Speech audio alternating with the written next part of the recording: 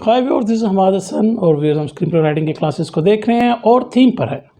और थीम के हमने कुछ लेक्चर्स किए हैं और उसको हम डीप पढ़ रहे हैं और आज भी हमारा लेक्चर जो है वो थीम पर है। और थीम पर इसलिए ही ये चीज़ें इम्पॉर्टेंट हैं कि थीम वो थर्ड रेल है, थीम वो इनविजिबल लेयर है, थीम वो बेसिकली स्टोरी है। थीम बात है जब फिल्म देख लेते हैं या कोई ड्रामा देख लेते हैं तो आप क्या अपने साथ लेके जा रही हैं, क्या आप इमोशनली सेटिस्फाइड हुए हैं कि नहीं। तो वो इमोशनली सेटिस्फाइड बंदा थीम से ही होता है, क्योंकि मैंने पिछले लेक्चर में भी कहा था और कई लेक्चर्स में आप कह चुका हूँ और मेरे ख्याल में आप सबको ये अब समझ आ चुकी होगी, इवेंट स्टोरी नहीं है।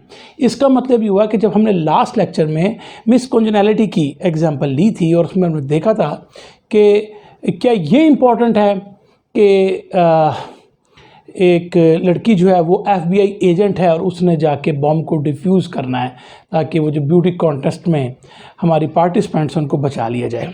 क्या ये देखने गए थे हम? ठीक है, एपरेंटली ये देख भी रहे हैं, एपरेंटली हम फिज़िकल लाइन पे ये देख रहे हैं, लेकिन ये स्टोरी नहीं है।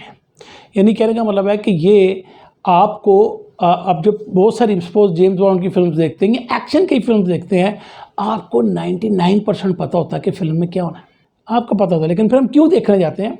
क्योंकि हम इवेंट्स नहीं देखने जा रहे होते, हम स्टोरी देखने जा रहे होते हैं और स्टोरी आती है थीम से। यही वजह कि जब हमने मिस कॉन्जेनैलिटी को देखा था बड़ा थॉरली पीछे और हमने कहा था शायद हम आगे भी एग्जांपल करें, मेहर में आज हम करेंगे भी, तो हमें इससे फ़र्क नहीं पड़ता कि वो FBI एजेंट है, वो जाके बम को डिफ्यूज़ कर रही है, वो नहीं होगी तो कोई और होगा हो सकता है। हमारी थीम के क्वेश्चंस कुछ और थे जो कि हमने पिछले लेक्चर में देखे थे, और जिन्होंने मेरा पिछले लेक्चर नहीं देखा वो जाके इस चीज़ को देख लें, चूँकि मैं उसमें अब नहीं जाऊँगा। तो व्यूअर्स, जो लुब्बे लुबाब था, जो कंक्लूड किया था हमने सारे मसले में, वो ये कंक्लूड किया था कि theme is the story, events are not stories, even plots are not story. चूँकि प्लॉट इवेंट्स होते हैं इसलिए प्लॉट स्टोरी नहीं होती।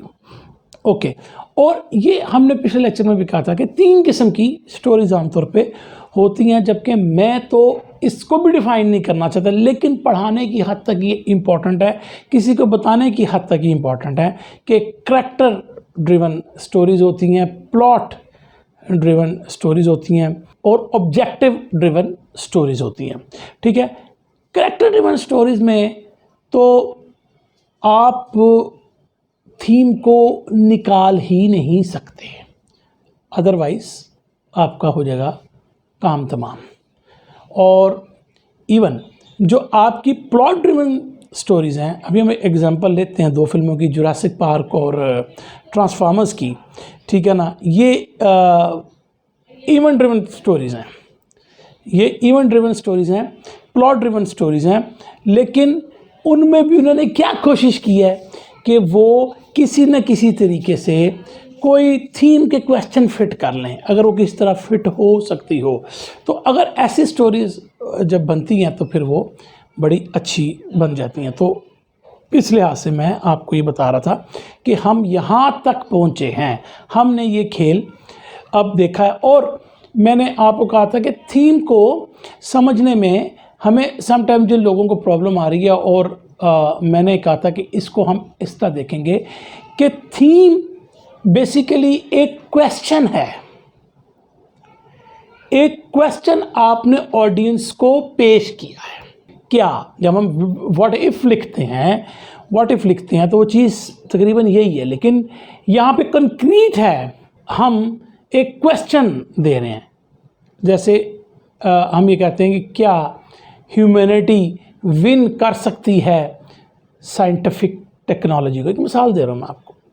तो अब ये एक क्वेश्चन है जो आपने पुट कर दिया है ऑडियंस को अपनी फिल्म में, अपने ड्रामे में या जिसमें भी। अब उसका आंसर जो है वो आपको फिजिकल लेयर पे देना पड़ेगा, उसका आंसर फिजिकल लेयर में देखना। वो जो जवाब है उसका, वो ऑडियंस को पसंद आता या नहीं, वो एक अलग इशू है, उसको हम बाद में एड्रेस भी कर सकते हैं। ठीक है, लेकिन इसका क्रक्स यही है। ठीक है। अब ये थोड़ा सा हार्ड हो जाएगा आगे पार्ट से, मैंने पिछले लेक्चर में भी कहा था।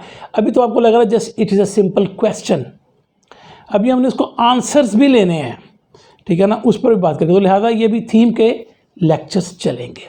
तो व्यूअर्स, आज के लेक्चर में हम एक दो एग्जांपल्स को और करते हैं, यानी कि इस केस में हम अब इवेंट ड्रिवन जो है या प्लॉट ड्रिवन हम स्टोरीज का जिक्र करते हैं। तो इवेंट ड्रिवन स्टोरीज का मसला ये होता है कि इवेंट जो है उसने, तो इवेंट ड्रिवन स्टोरीज में इवेंट सेंटर स्टेज पर आ जाता है और स्टोरी लेस इंपॉर्टेंट हो जाती है, और यही वजह होती है कि हम इवेंट्स में घुस जाते हैं। तो होता क्या है कि एक इवेंट हुआ और उस इवेंट से फिर चीज़ें एस्केलेट्स हुई, आपको यहाँ पे एक्सटर्नल कॉन्फ्लिक्ट्स मिलेंगे। ट्विस्ट्स का बड़ा जिक्र सुना होगा आपने, यार क्या ट्विस्ट दे रहे हो आप स्टोरी को, कई दफ़ा आपने सुना लोग कहेंगे यार वो एक ट्विस्ट उसके एंड में भी आता है। तो आप बेसिकली वो सारी इवेंट ड्रिवन स्टोरीज हैं, और मैंने आपको बताया कि इवेंट हैपन हुआ और इवेंट ने आगे कॉम्प्लिकेट होना है, एस्केलेट होना है, उसके अंदर आप एक्सटर्नल कॉन्फ्लिक्ट्स भी दे सकते हैं, बहुत सारे एक्शंस होंगे जो कि आप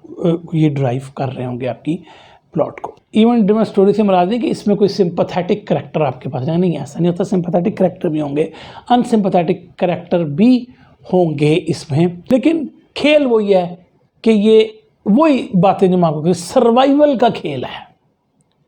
इन इवेंट ड्रिवन स्टोरीज में आपके सर्वाइवल का ही खेल है सारा, और इसको मैं स्टोरीज नहीं कहता। पॉइंट ये कि स्टोरी बनाने की आप कोशिश करते हैं। स्टोरी अगेन जो मैंने आपको कहा था कि वो आपकी थीम पर होती है, लेकिन कुछ हमने देखा है कुछ इवेंट की जो स्टोरीज होती हैं तो उसमें या प्लॉट ड्रिवन स्टोरीज उसमें थीम को टच किया जाता है। तो हम स्टीवन स्पिलबर्ग की सबसे जो पिछले अरसे में एक्साइटिंग फिल्म थी वो जुरासिक पार्क की एग्जांपल लेते हैं मैं, और इसमें अगर आप देखें तो क्या है कि एक इवेंट हुआ ना कि वो जेनेटिकली डायनासोर को बनाया गया उस एरिया में, तो वो किसी न किसी तरीके से वो निकल पड़े वहाँ से, और अब वो जब वो बिल्कुल मादर पिदर आज़ाद हैं तो अब वो इंसानों को खाएंगे। ये आपको सिनेरियो समझ आ गया शुरू में ही कि ये हो रहा है, बल्कि मेरे में फ़िल्म शुरू होने से पहले भी कुछ ट्रेलर की मदद से आपको समझ में आ गई कि कोई डायनासोर है जो कि लोगों को खाएंगे पिएंगे।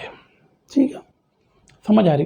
तो अब जुरासिक पार्क क्यों ज़्यादा इम्पोर्टेंट है कि इसमें एक थीम को टच किया गया है कि क्या हमें जब कोई इस तरह के पंगे करने हैं, जेनेटिकली आपने साइंटिफिक कोई एडवांसमेंट्स करनी है, तो क्या उसको पहले चेक कर लेना चाहिए या इंतज़ार करना चाहिए कि डायनासोर जब निकल पड़ेंगे तो फिर क्या करेंगे, उसके बाद तुम्हें पता नहीं अब करना क्या है, इन्हें अब काबू कैसे करना है। तो उस चीज़ को टच किया गया। अब इस सारी फिल्म में कितने बंदों को डायनासोर खा जाते हैं, मुझे बताएं कि कितना का इंटरेस्ट होगा आपको इससे। जो थीम या जो क्वेश्चन हम पुट कर रहे हैं ऑडियंस के सामने वो ये है कि क्या जब हम टेक्नोलॉजिकल एडवांसमेंट करते हैं और इस तरह की कोई साइंटिफिक पंगे करते हैं तो क्या हमें पहले उस चीज़ को चेक कर लेना चाहिए कि हम सर्कमस्टांसेस जो उसके निकले उसको अवॉइड कर सकें। तो दैट इज़ मोर इम्पोर्टेंट, यानी कि are there any dangers that we must need to consider before doing such scientific endeavours, यानी इस तरह की हम जो चीज़ें करते हैं वो हमें चेक कर लीजिए। तो यानी कि इसका मतलब है कि इस स्टोरी को करने के लिए हम अगर 8-10 करैक्टर को फेंक दें उस प्लॉट के अंदर कि डायनासोर उन्होंने खाएं, तो क्या अबव क्वेश्चन आंसर हो रहा है? यस और नो, दोनों बातें हो सकती है। ये डिपेंड करता है what kind of story you are telling, और उससे भी ज़्यादा कि at the end of the story या at the end of the game आप क्या ऑडियंस को बताना चाह रहे हैं। तो फिर चीज़ें डिफरेंट हो जाती हैं इस बार में। मैंने कहा कि हमने एक क्वेश्चन पुट किया है कि हमें कुछ डेंजर्स को कंसिडर करना चाहिए, और उसको आंसर करने के लिए हमने प्लॉट पे 5-6 करैक्टर फेंके जो कि डायनासोर जिनको खाए पिएगा, और हमें कहा यार हमें सोचना चाहिए था कि यार ये तो बड़े डेंजर्स होते हैं, ऐसे पंगे करने से पहले हमें सोचना चाहिए। तो क्या उसका हमने आंसर दे दिया? तो मैंने कहा येस और नो दोनों हो सके, क्योंकि what type the story you are telling and what is the end end game क्या आप बताना चाह रहे हैं ऑडियंस को, तो ये उस पर बात चली जाएगी। तो आप थीम के क्वेश्चन को कैसे आंसर करते हैं वो डिपेंड करता है कि आप एंड ऑफ द स्टोरी में रीडर्स को या ऑडियंस को क्या फील करवाना चाहते हैं, ये इंपॉर्टेंट है। तो क्वेश्चन का आंसर भी उस लिहाज से बनेगा। इसका फिर क्या मतलब हुआ, मतलब कि अगर हम जुरासिक पार्क की स्टोरी के थीम का क्वेश्चन ले तो हम कैसे, बिल्कुल हमें सोचना चाहिए। अगर जुरासिक पार्क को देख के मैं उसका एंड में थीम निकालूं, बिल्कुल हमें साइंटिफिक एडवांसमेंट करने से पहले सोचना चाहिए कि ऐसे पंगे ना करें, वरना जनाब आपको चीर फाड़ खाएंगे डायनासोर्स, ठीक है। और दूसरा जो आप सकते हैं, नो, साइंस तो बड़ी औसम है, क्योंकि उसने तो हमें हज़ारों साल पुराने डायनासोर जिंदा करके दे दिए हैं, तो साइंस का तो बड़ा ज़बरदस्त है। तो अब ये फिर दो अपोजिंग आंसर्स आ गए। इसका जिक्र हम आगे करेंगे अपोजिंग आंसर्स का, जब हम थीम में जाते हैं। लेकिन अब आपको शक्ल थीम की समझ आनी शुरू हो गई होगी, जो कि आपको पहले बड़ी एम्बिग्विटी लगती है, यार थीम क्या है, ये थीम क्या है। मैंने आपको अब बड़ा क्लियर ये चीज़ें आपको पता लग चुकी हैं कि थीम इनविजिबल स्ट्रक्चर आपका, थीम आपकी स्टोरी है, थीम इवेंट नहीं होते, थीम जो है वो प्लॉट नहीं होता।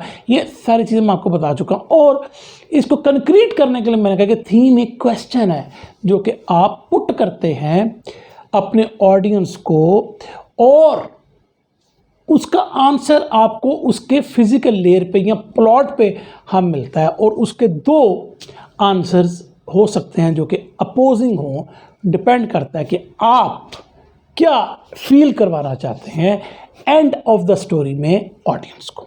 ये सारा क्रक्स मैंने आपको निकाल के थीम का दे दिया। तो जुरासिक पार्क हम सब ने देखी है, और इसके अलावा ट्रांसफॉर्मर्स की भी एग्जांपल ले लेते हैं, साथ तरह से कंपेयर भी हो जाएगा। और हम देखेंगे कि जुरासिक पार्क में ये जो क्वेश्चन है कैसे आंसर हुआ, और कंपैरिजन में हम क्या लेके जा रहे हैं, ट्रांसफार्मर। माइकल बे जो कि इसी काम पे मशहूर है कि वो आपकी प्लॉट ड्रिवन स्टोरीज बनाता है और कमाल की बनाता है। तो माइकल बे की जितनी फिल्म है उसको आप ये ना कभी सोचें फिल्म देखते हुए कि कोई बड़ी डीप फिल्में आपको मिलने वाली हैं, वो कोई शॉशैंक रिडेम्पशन जैसी फिल्में नहीं, वो एक्शन पैक्ड उस किस्म की आपको स्टोरीज मिलेंगी on the surface, on the plot. और लोग अपनी जेब से हज़ारों रुपया दे के वो फिल्में देखते हैं, ठीक है। हम ट्रांसफॉर्मर्स देखने गए, यानी कि सब लोग जो कि इस तरह की एक्शन मूवीज़ को पसंद करते हैं वो माइकल बे की फिल्म को नहीं छोड़ते, और वो हिट फिल्म होती है। लिहाजा हम दोनों का कंपैरिजन ले रहे हैं। तो अगर हम ट्रांसफॉर्मर की थीम निकालें तो थीम क्वेश्चन, थीम क्या है, थीम एक क्वेश्चन है। तो क्वेश्चन जो होता है वो आपको क्वेरी में आता है। तो हम कैन से स्टार्ट कर सकते हैं। सपोज हम कहते हैं can good win by being honourable, या क्या इवल विन कर सकता है बीइंग सेल्फिश। तो ये आप इस तरह का क्वेश्चन ट्रांसफॉर्मर में पुट हुआ है। एक बात आपके ध्यान में होगी कि क्या हम इस तरह की स्टोरी में कोई कैरेक्टर ड्रिवन खेल भी डाल सकते हैं। ट्रांसफॉर्मर जैसी फिल्मों में कैरेक्टर मैटर ही नहीं कर रहे, यानी कि कैरेक्टर मैटर ही नहीं करता। अब करके देख लें, मेन कैरेक्टर्स को आप हला के देख लें, उनको मार के भी देख लें, फ़र्क नहीं पड़ता। ऑनेस्टली आपको कह रहा हूँ, चूँकि वो उस चीज़ पे चल ही नहीं, वो कैरेक्टर ड्रिवन है ही नहीं, वो थीम पर खेल ही नहीं उस तरह। तो फिर वो क्या कर रही हैं, अगर कैरेक्टर का इतना रोल ही, वो मुझे हीरो बना रही हैं, एक्शन पैक रोबोट्स आ रहे हैं और मैं समझो उसको ड्राइव कर रहा हूँ, मैं एज ऑडियंस, ठीक है। एंड में मैं बैड चीज़ों को मार के हीरो बन के निकल रहा हूँ, तो मैं सेटिस्फाइड हो गया हूँ। तो लिहाजा करैक्टर का वहाँ पे हमें उसकी स्ट्रगल का कोई इतना खेल ही नहीं मारे, वो एक्शन पैक्ड खेल मैं खेल रहा हूँ, बिल्कुल जैसे गुड वर्सेस ईवल का खेल होता है, मोला जट का खेल होता है। अब जुरासिक पार्क में उन्होंने क्या चालाकी चली, उन्होंने कहा ठीक है यार ये प्लॉट ड्रिवन स्टोरी है, तो इसमें कुछ एलिमेंट कैरेक्टर ड्रिवन स्टोरी के फेंको ताकि उससे ज़्यादा इमोशनली सेटिस्फैक्शन ऑडियंस की आए। एंड में आपकी क्या आनी चाहिए, इमोशनल सेटिस्फैक्शन आनी चाहिए, ठीक है। जो आप उस थीम के आंसर का आप जिस तरह समझ रहे हैं हो ना हो, लेकिन अगर आप इमोशनली सेटिस्फाई हो गए तो फिल्म हिट हो गई है, समझेंगे यहाँ स्टोरी हिट हो गई है, आप उसको अच्छा समझना लगे हैं उस फिल्म को। अब देखें ना, सबसे पहले उन्होंने क्या किया, ये बड़ा आसान तरीका होता है कि जब आपने बड़ी कोई सिंपैथी गेन करनी है ना, बच्चे फेंक दो।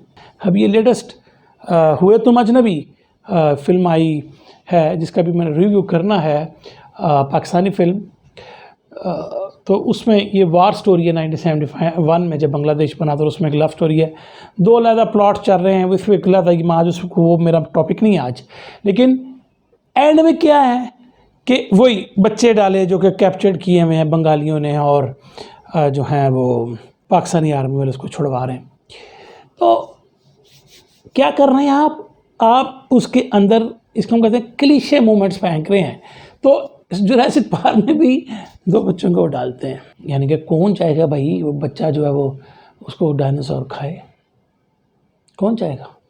तो चालाकी क्या चली, दो बच्चे फेंके, ठीक है। मैं ये नहीं कह रहा हूँ कि वो ये इसको नहीं करना चाहिए था, मैं ये बिल्कुल नहीं कह रहा, मैं आपको दूसरा एंगल दिखा रहा हूँ कि चीट कैसे किया गया है। स्टोरी बच्चों की तो है ही नहीं, स्टोरी बच्चों की नहीं है, लेकिन मोमेंट फेंक रहे हैं, प्लॉट का आप एक इवेंट फेंक रहे हैं और उधर से आप सिंपैथी उठाना चाह रहे हैं, उसमें आप कामयाब हैं। यही बात है कि बहुत जगहों पे जब लोगों को समझ नहीं आती और समझते हैं कि उनका प्लॉट फ्लैट हो गया है, तो वो बच्चों से या छोटी बच्चियों पर जुल्म से सिंपैथी गेन करते हैं, ठीक है।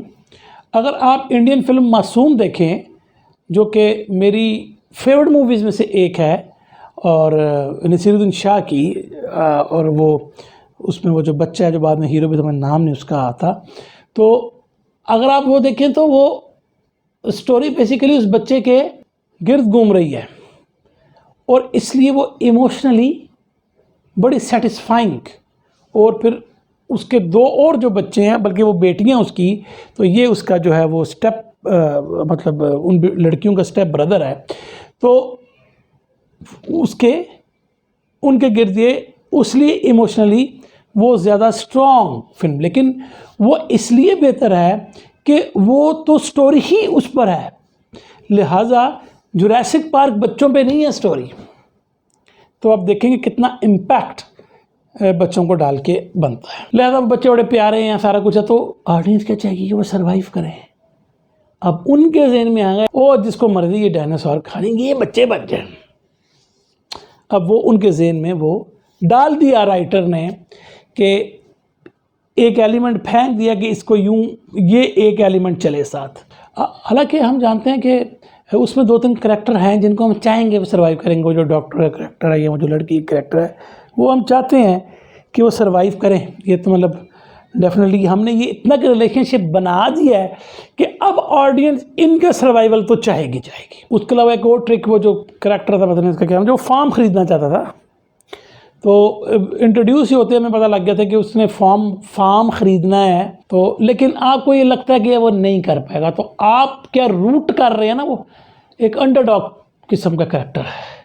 तो अंडरडॉग करैक्टर जो होता है उसके लिए सब दुआई कर रहे होते हैं, यार इतना ताकतवर नहीं, यार इसके साथ इतनी जो। अब आप कई फिल्में देखते हैं जिसमें वो ख़ास तौर पे अगर टीम में, अगर आप देखें ऐसी जो फिल्में होती हैं जिनमें टीम 3-4 लोगों की बनी है, तो उसमें जानबूझ के कैरेक्टर कैसा डाला था, इसको अंडरडॉग कहते हैं।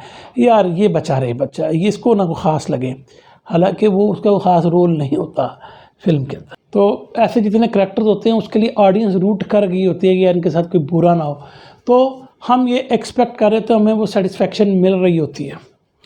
और गेम ऑफ थ्रोन्स में नेड स्टार्क का जो करैक्टर था, जो कि पहले सीज़न में अगर आपने देखा हो, तो नेड स्टार्क की वो गर्दन को उड़ा दिया जाता, तो मेरा ख्याल है कि कोई भी नहीं चाह रहा था उस वक्त कि वो नेड स्टार्क को मारा जाए, क्योंकि आप इतनी सिंपैथी क्रिएट कर चुके होते हैं उस करैक्टर के लिए कि फिर ऑडियंस के लिए उसका एग्जिस्ट होना वो पसंद नहीं कर रहे होते। अच्छा, अगर आप और तरीके से देखिए, क्या वो जो बंदा था जिसने वो कंप्यूटर से सारा वो डाटा, ये जो डायनासोर्स का उड़ाया था और बाद में उसको डायनासोर्स ने खा लिया था, आपको कोई उससे थी कि यार खाए ना खाए, यार फ़र्क ही नहीं आपको पड़ रहा। ये एक और करैक्टर था जो टॉयलेट में जिसको वो खा जाते हैं, तो कोई इशू नहीं। हालांकि उन करेक्टर का रोल था उनके अंदर, लेकिन चूँकि ये स्टोरी ड्रिवन गेम है, सॉरी प्लॉट ड्रिवन स्टोरी है, तो इसमें आपके करेक्टर्स का इतना कोई असर पड़ ही नहीं रहा। सिर्फ हमें क्या, अब चूँकि आपको तो ये बीस चाहेंगे खा रहे हैं, लेकिन आप चाहेंगे कि यार ये ना हो भैया खाएं किसको, जिससे ना जो आपको बुरे लग रहे हैं प्लॉट का, इसको बेशक खा जाए ठीक है ना, ये आपके दिल में आशा ज़रूर जागती रहेगी। सारा खेल आपने देख लिया। अब ये क्या है, ये फिजिकल लेयर के एलिमेंट्स हैं, इवेंट्स हैं, फलांग को खा लिया, बाथरूम में मारा गया कोई, लेकिन फिर ये डाले क्यों गए?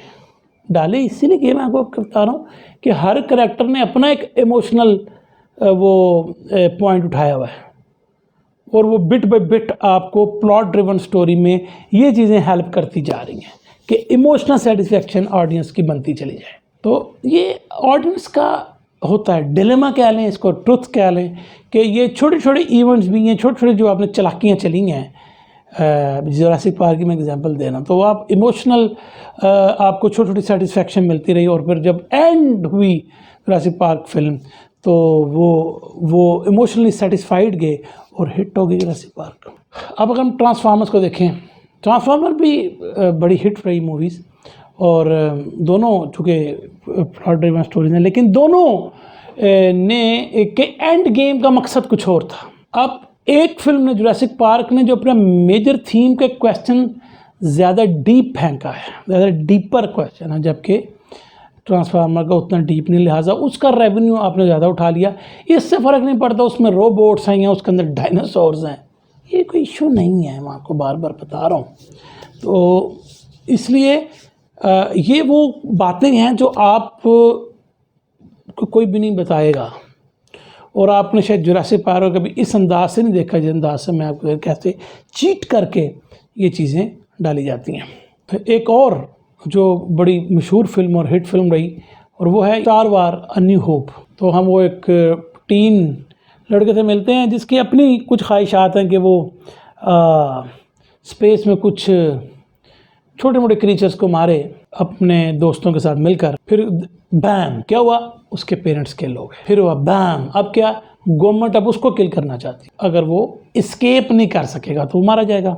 बैम, वो स्केप नहीं कर सकता, उसको वो पकड़ा जाता है। देन बैम, एक फिर उसको वो सोर्ट्समैन मिलता है, या जिसको आप उसके कई आप कह सकते हैं, वो विज़र्ड मैन भी था, कुछ भी था, उसकी मदद से वो स्केप कर जाता है। फिर बैम, वो स्केप करने में तकरीबन मारा ही जाता है लेकिन बच जाता है। फिर बैम बैम बैम और चीज़ें होती हैं जो कि उसके कंट्रोल में नहीं है, और फिर ये बच्चा जो है वो सोचता था वो नहीं, बल्कि हम देखते हैं कि तकरीबन एंड में क्या हो रहा है कि वो एक स्पेसशिप चला रहा है फर्स्ट टाइम अपनी ज़िंदगी में, और वगैरह वगैरह वगैरह। और मतलब अब ये इवेंट ही है ना, अब और स्टोरी क्या होती है, ये one of the best film मानी जाती है हॉलीवुड की, ठीक है, इवेंट्स ही और क्या है, उसमें उसका क्या कमाल है, करेक्टर का क्या कमाल है। तो ये था आज मैंने जो आपको समझाना कि करेक्टर ड्रिवन और प्लॉट ड्रिवन स्टोरीज हम आगे ऑब्जेक्टिव ड्रिवन स्टोरी का भी अगले लेक्चर में देखेंगे। और बेसिकली ये आपको एग्जांपल्स देने से मैं ये कहना चाहूँगा, आगे जब हम क्वेश्चन जो थीम को हम कहते हैं क्वेश्चन और उसके आंसर्स हैं, अपोजिंग आंसर्स हैं, तो वो फिर कैसे हम आंसर किया करेंगे। तो व्यूअर्स, ये एक इम्पॉर्टेंट है। तो मिलते हैं बहुत जल्दी एक नए लेक्चर में। Thank you very much.